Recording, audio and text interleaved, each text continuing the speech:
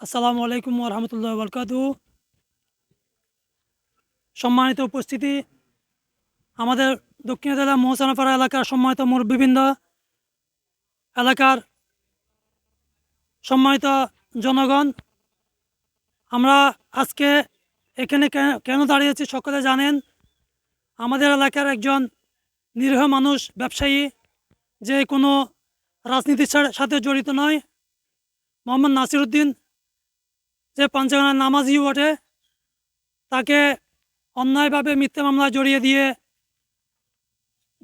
হাজতে প্রেরণ করেছে। আমরা এলাকাবাসীর পক্ষ থেকে তার তাকে যে হয়রানিমূলক মামলা দেওয়া হয়েছে, গ্রেপ্তার করা হয়েছে, জেল হাজতে প্রেরণ করা হয়েছে, তার জন্য এলাকাবাসীর পক্ষ থেকে প্রতিবাদ জানাতে আমাদের এই আজকের এই আয়োজন। আজকে এই আয়োজনে এলাকাবাসীর পক্ষ থেকে যে মুরব্বীরা উপস্থিত হয়েছেন, এলাকার জোয়ান নৌজন জনগণ উপস্থিত হয়েছেন, সকলকে ধন্যবাদ এবং মোবারকবাদ জানাচ্ছি। নামাজ শেষে অনেক মানুষ যার যার জায়গায় চলে গেছে, নিজ নিজ বাড়িতে চলে গেছে, তবুও আমাদের এলাকার মানুষরা কেন এখানে সম্মিলিতভাবে জড়ো হয়ে আছেন তা এখন পর্যায়ক্রমে কয়েকজনের কাছে আমরা জানতে চাইব। সর্বপ্রথম আমি আমাদের এলাকার সম্মানিত অন্যতম মুরব্বী জনাব তহিদুল আলমের কাছে জানতে চাইব, নামাজের পরেও কেন আপনারা এখানে সম্মিলিতভাবে জড়ো হয়ে দাঁড়িয়ে আছেন। আসসালামু আলাইকুম রহমতুল্লাহ বরকাতুহু। সম্মানিত উপস্থিতি, আমরা কেন উপস্থিত হয়েছে অবশ্যই আমাদের পূর্ববর্তী বক্তা ঘোষণা করেছেন।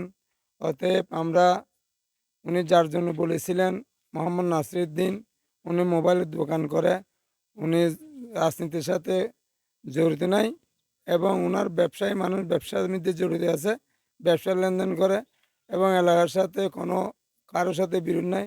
তারপরে জানি না প্রশাসনের পক্ষ থেকে বা এই ভুলে বা না কোনো অজান্তে না কারো শত্রুতায় ওনার নাম দেওয়া হয়েছে। সেজন্য আমরা আন্তরিকভাবে দুঃখিত।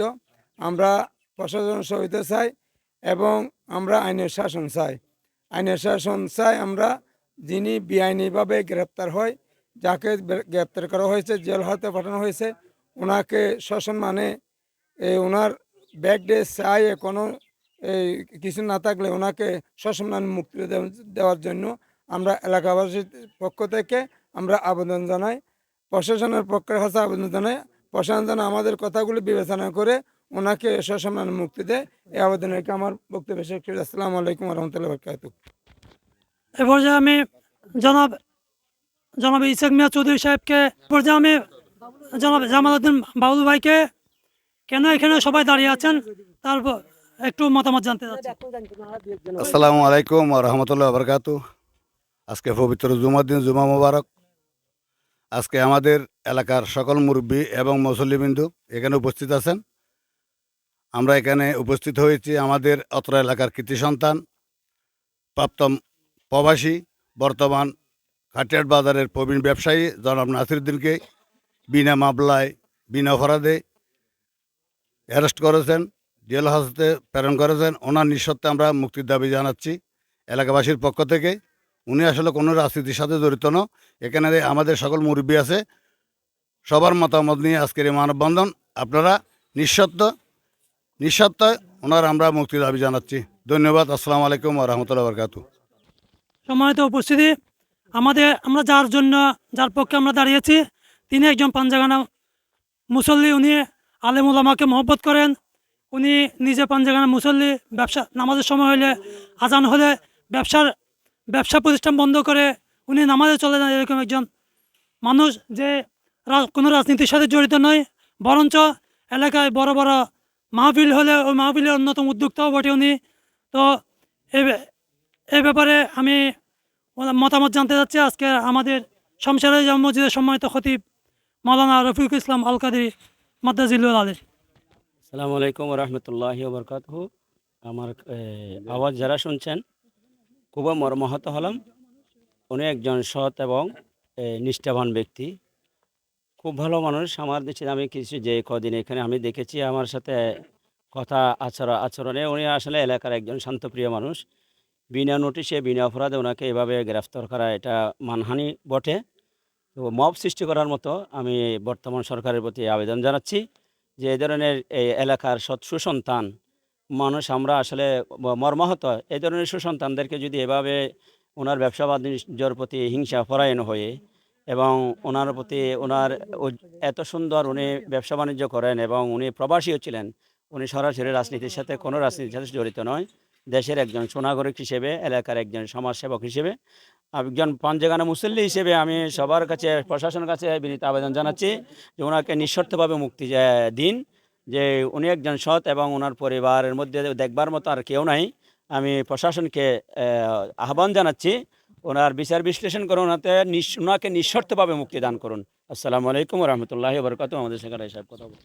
অনেক ধন্যবাদ। এ পর্যায়ে গোছিয়া কমিটি বাংলাদেশ দক্ষিণ দিল্লি মহসিনপাড়া শাখার সম্মানিত সভাপতি মাওলানা আরকাম গনির কাছে কিছু জানতে চাইব, কেন উনিরা এখানে দাঁড়িয়ে আছেন। বিসমিল্লাহির রহমানির রহিম। উপস্থিত যারা আমাকে দেখতে পাচ্ছেন, শুনতে পাচ্ছেন, আমি সবাইকে জানাই আসসালামু আলাইকুম রহমতুল্লাহি বরকাতুহু। আমরা জুমার নামাজের পর এখানে যে জন্য দাঁড়িয়ে আছি, আমাদের অত্র এলাকার বাসিন্দা কাঠের বাজারের বিশিষ্ট ব্যবসায়ী নাসিরউদ্দিন সওদাগর, ওনাকে কিছুদিন পূর্বে আমাদের মতে বিনা অপরাধে এই হয়রানিমূলক মিথ্যা মামলা দিয়ে ওনাকে গ্রেপ্তার করা হয়েছে। আমি আমার ব্যক্তিগত পক্ষ থেকে এবং অত্র এলাকার পক্ষ থেকে আমি এর তীব্র প্রতিবাদ জানাচ্ছি এবং অতি শীঘ্রই যাতে তার মুক্তি হয়, সে মুক্তি লাভ করে আমি সরকারের প্রতি আহ্বান জানাবো যাতে তাকে অতি শীঘ্রই মুক্তি দেওয়া হয়। আসসালামু আলাইকুম রহমতুল্লাহি বরকাতুহু। এ পর্যায়ে আমি শমশেরহাট জামে মসজিদ পরিচালনা কমিটির সম্মানিত সাধারণ সম্পাদক জনাব ডাক্তার আজিমুল হাসান কিছু বলছেন। আসসালামু আলাইকুম রহমতুল্লাহ বরকাতুহু। যারা শুনছেন, যারা এখানে দাঁড়িয়ে আছেন, সবাইকে আবারও সালাম জানাচ্ছি। আসলে নাসিরউদ্দিন একজন ভালো সামাজিক সংগঠক এবং বিভিন্ন ইসলামী সংগঠনের সাথে জড়িত। আমি কি জন্য এই নাসিরকে গ্রেপ্তার করা হয়েছে আমরা জানি না। আমি প্রশাসনের কাছে আহ্বান জানাবো, ওনার গুরুতর কোনো অভিযোগ না থাকলে ওনাকে নিঃশর্ত মুক্তি দিয়ে আমাদেরকে ধন্য করবেন। যেহেতু আমরা একজন ভালো মানুষ, আমাদের সংগঠনের এবং আমাদের এলাকার মধ্যে ওনার কোনো সময় আমরা ওনার ব্যাড রিপোর্ট আমরা পাই নাই। উনি কোনো ছাত্র সংগঠন এবং কোনো রকমের রাজনৈতিক সংগঠনের সাথে তেমন জড়িত নয়। আমরা ওনাকে ৫ ওয়াক্ত নামাজি কালামি কাঠিয়াট বাজারের মধ্যেও দেখি।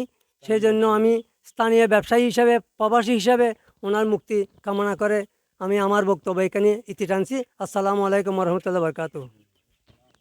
আলহামদুলিল্লাহ।